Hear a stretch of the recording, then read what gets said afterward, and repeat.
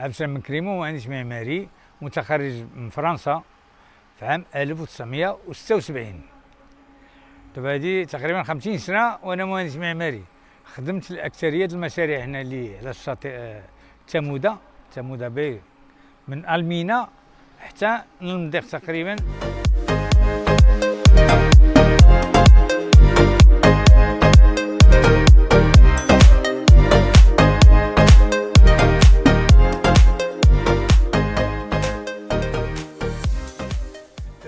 هذا المشروع أوسكار جبل 5 اللي فيه 303 ديور الشقات و 25 بلوك، 26 البلوكيس.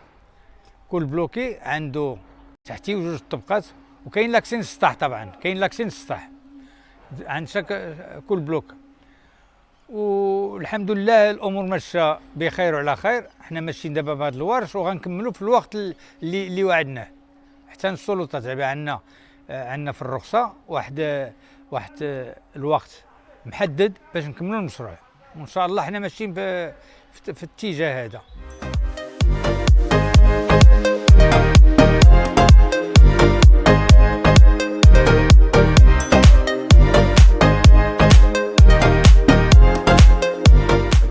متواجدين في البروجي ديال اوسكار الجبل بالمضيق. كما سمعنا مؤخرا كاين بعض الاشخاص كيقولوا بان هنا يعني ما كاينش، كاين طوابق زايده وهذا، ولكن هادشي ما كاينش. كما كتشوفوا هنايا قدامكم عندنا من الجهه الداخليه ديال الشونتي، لان حكم علينا التيران، عندنا تماك باركي وفوق منه الطابق الارضي، الطابق الاول الطابق الثاني. فاش كنرجعوا بنفس العماره في الواجهه الخارجيه كاين تما كنجبروا الطابق الارضي والطابق الاول والطابق الثاني. طبعا اللي ما فاهمش خصو يجي البروجي باش يبان له هادشي هذا، لان الديكالاج ديال النيفوات هو اللي كيحتم علينا باش نخدموا بهذه الطريقه هذه. وطبعا خلال الاشتغال ديالنا في المشروع كيجون عندنا لجان بصفه منتظمه كيراقبوا معنا المسائل ديال البناء وديك الشيء، والحمد لله الامور ديالنا قانونيه بكل شيء ديالها، ما عندنا حتى شي مشكل.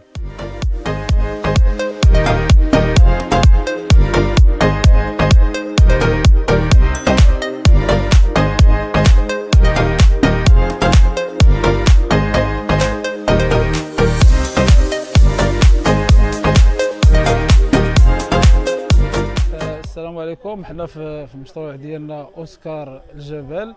الحمد لله يعني كتشتغل واحد اليد العامله مهمه، ما يزيد على 600 يد عامله مباشره، ومن غير يعني الناس اللي ما كيبانوش في الخفاء، يعني لي فورنيسور واللي ما يعني لي فورنيسور اللي خدامين غير مباشرين. وهذا المشروع هذا اوسكار الجبل المضيق فهو اضافه نوعيه لهذه المنطقه هذه، كما قلت فيما يخص الديكورات الحديثه ولا المناظر البانوراميه اللي كيتمتع بها هذه المنطقه هذه، وكتشكل بحال واحد الاشعاع في مدينه المضيق اللي كيخلي كاع الزبناء اللي كيجيو من هنايا يعني كيعجبهم الحال وكيشريو لي زابارتمون من هنايا.